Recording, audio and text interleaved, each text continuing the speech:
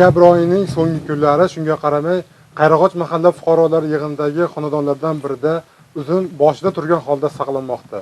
Buni ham o'ziga yarasha mashaqqati, sir-sinoati bor. Hozirgi reportajimizda bu haqida batafsil hikoya qilamiz. Rishtondagi Qayrag'och qishlog'ining asosiy o'sish nuqtasi dehqonchilik hisoblanadi. Bu haqda avvalgi dasturlarimizda xabar bergan edik. Dehqonchilik bilan rosa shug'ullandik. Mehnati og'ir. Yoshimiz biroz ulg'ayib qoldi.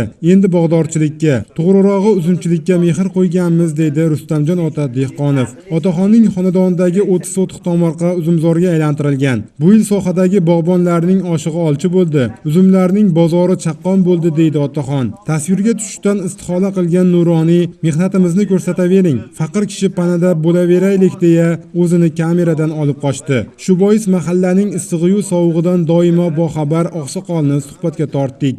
Rustam akam dehqon bobomiz uyda turibmiz. Bu yilgi uzum sezonida dehqon bobomiz uzumlarni 25-27 minggacha sotgan. Hozir mana ozgina uzumlarini saqlabdi, bir 500-600 kilocha bor. Hozirgi kunda ichki bozorlarimizda mana shu uzumlarning narxi 40-45 ming bo'lyapti ekan. Yangi yil arabalarida xudo xolasa elimizni dasturxoniga olib chiqib ichki bozorlarda sotish niyatlari bor. Bog'bon boboga uzumlarni parvarishlash hobbi ekan. Kuzda hosil g'arq pishganda havo dim bo'lgan paytlari ventilyator yoqib shamollatishdan, qishda tokni o'rovga olib, ichiga pechka yoqishdan erinmaydigan otaxonning mehnati sabab bugun uzumlar tokda turgan holda, bandidan uzilmagan holda saqlanmoqda. Darvozaxona oldidagi tokning atrofi makka jo'xori poyasi bilan, tepasi selofan bilan o'ralgan. Bog'bonning aytishicha, havoning harorati minus darajaga tushmasa bo'ldi.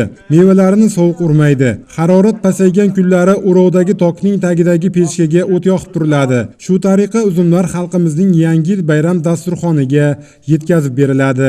Islom Nishonov, Iqbol Yusupov, Farg'onadan.